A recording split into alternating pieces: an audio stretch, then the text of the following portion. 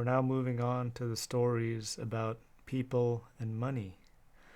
Now, these may be very personal questions to you, so you don't have to answer them in the comments below. How much money do you have? How much do you make? What do you buy? Do you want more of that? Do you owe any money? Do you feel like you have enough money?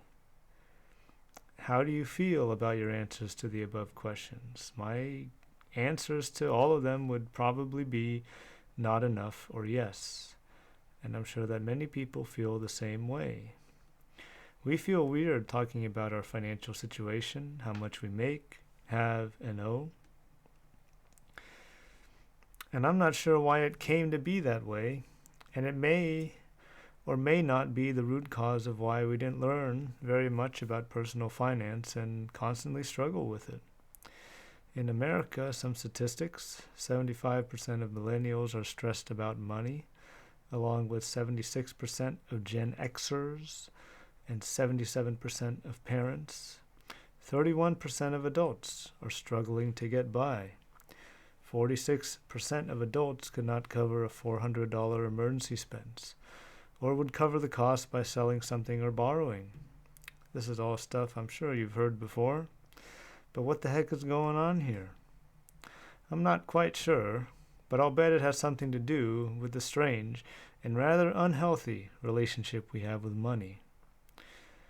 We want money so badly that we're willing to trade a significant chunk of our lives to get enough. And when we finally have enough, well, it turns out not to be enough, and we need to get more. I have no idea how or why we got to the point where so many people have missed the point of money. They must not have had the class in school where they teach you that a piece of money is no different than an inch. Don't you think?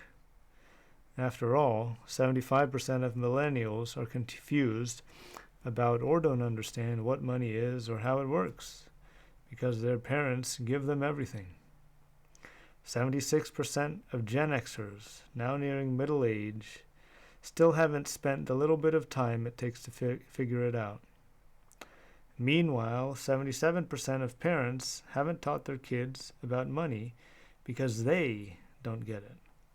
Is it a coincidence that all these percentages are so alike? 31% of adults are spending more money than they make and don't know where all the money that they got in their last paycheck went. 46% of all adults will soon be shit out of luck. Whoops.